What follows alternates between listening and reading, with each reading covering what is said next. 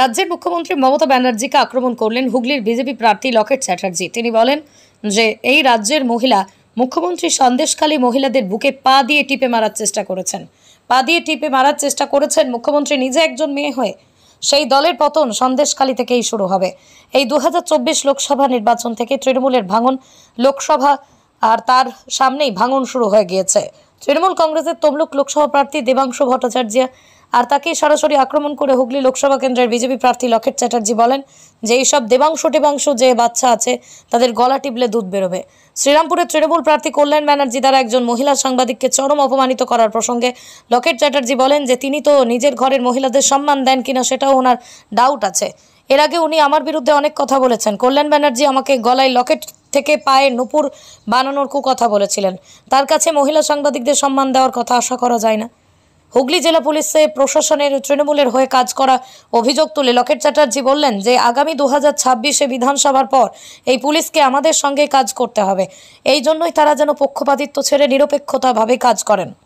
তিনি পুলিশের বিরুদ্ধে তৃণমূলের সমাজ বিরোধীদের আশ্রয় দেওয়ার গুরুতর অভিযোগ তুলে তিনি অভিযোগ করেন যে পুলিশ প্রশাসন একদিকে তৃণমূল আশ্রিত সমাজ বিরোধীদের আশ্রয় দিচ্ছে, কিন্তু বিজেপি সমর্থক কর্মীদের একদিকে এলাকায় ঢুকতে দিচ্ছে না, অন্যদিকে তৃণমূল আশ্রিত দুষ্কৃতীদের বিরুদ্ধে কোনো রকম ব্যবস্থা নিচ্ছে না পুলিশ প্রশাসন।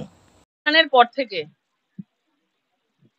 এখানে ভারতীয় জনতা পার্টির জয়ী হওয়ার পর থেকে এখানে পরপর দেখা গেছে যারা সেই সময় ভোটে ছিলেন এবং যারা ভারতীয় জনতা পার্টি করতো এক এক করে তাদেরকে কেস দিয়ে এলাকা ছাড়া করা হয়েছে।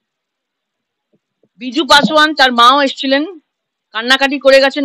মোটামুটি তাদের প্রত্যেককেই বাড়ির পরিবারকে তাদেরকে জেল খাটতে হয়েছে। কেন না ভারতীয় জনতা পার্টিকে তারা সাপোর্ট করে বলে। আজকে বিজু পাসওয়ান সে এই এলাকায় ঢুকতে পারছে না। সে অনেকবার ফোন করেছে, 2019 থেকে 5 বছর হয়ে গেছে, অনেকবার ফোন করেছে এবং ফোন করে ঢোকার চেষ্টা করেছে, আমাকেও অনেকবার রিকোয়েস্ট করেছে, কিন্তু পুলিশ এখানে তাকে ঢুকতে দিচ্ছে না। কেন? তাদের মনে হচ্ছে যে সে প্রভাবিত করতে পারে ভারতীয় জনতা পার্টিকে। গত কয়েকদিন আগে শিবা কাহার একজন কৃষ্ণা কাহার তাদেরকে পিন্টু সিং তার দলবল তাদেরকে গঙ্গা মহালি আর পিন্টু সিং দুজন তারা মারধর করেছে, মহিলাদের গায়ে হাত দিচ্ছে, বাড়ি থেকে টেনে টেনে নিয়ে এসে মারছে, এখনো পর্যন্ত পুলিশের সামনে মারছে, কিন্তু পুলিশ এখনো পর্যন্ত পিন্টু সিংকে গ্রেপ্তার করতে পারেনি। তদন্ত চলছে। পুলিশ চাইলে ইচ্ছে করলে পারে না করতে। একের পর এক পুলিশ প্রশাসন থেকে পুলিশ অ্যাডমিনিস্ট্রেশনকে ওপর থেকে নির্দেশ দেওয়া আছে যে গুন্ডা বদমাইশ গুলোকে বাইরে ছেড়ে রাখতে হবে এবং তারা যেন ভারতীয় জনতা পার্টির লোকগুলোকে তারা যেন মানে মারধর করে ঘরে ঢুকিয়ে দিতে পারে। এটা হচ্ছে এবারে ভোট করানোর স্ট্র্যাটেজি তারা তৈরি করেছে। মানুষের ভোট তো পাবে না, গুন্ডারা যাতে ভোট করাতে পারে তার জন্য আমরা এখানে এসেছি, আমাদের বলে গেছি।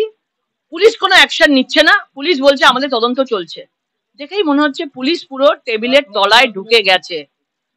মমতা ব্যানার্জি, অভিষেক বন্দ্যোপাধ্যায়, এই পিসি ভাইপো দুজন পরিবারকে বজায় রাখতে গিয়ে তারা পুলিশ প্রশাসনকে ইউজ করছে যে এই ভোট করানোর জন্য। মানুষ কিন্তু ওদের উপর আর কোনো আস্থা রাখেনি।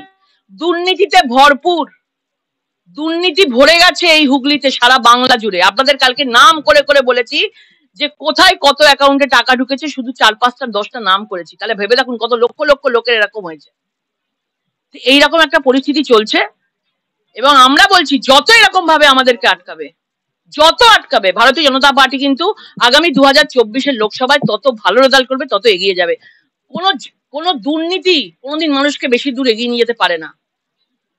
পুলিশের এই ধরনের অত্যাচার, স্বজন পোষণ কোনোদিন বেশি দূর এগিয়ে নিয়ে যেতে পারে না। এদের মনে রাখতে হবে পুলিশ প্রশাসনকে, এদেরকে কিন্তু একদিন আমাদের সাথেই কাজ করতে হবে। কারণ তৃণমূল শেষ, 26-এর আগে সরকারটা পড়ে যাবে, সবাই জেনে গেছে। 24 থেকে তার শুরু হয়ে গেছে, ভাঙন শুরু হয়ে গেছে। 26-এর আগে সরকার পড়ে যাবে। এই পুলিশ প্রশাসন যারা রয়েছে তাদের কিন্তু এখানেই থাকতে হবে, তাদের পরিবারও থাকে, তাদের এখানেই থাকে, যে তারা যে তাদের সাথে সেই পায়ে ধরে, যারা পা ধরে পুলিশ প্রশাসন যে জিনিস করছে তৃণমূলের সাথে, এটা কিন্তু মানুষ ভালো চোখে নিচ্ছে না। তার জবাব 2024-এ দেওয়া হবে।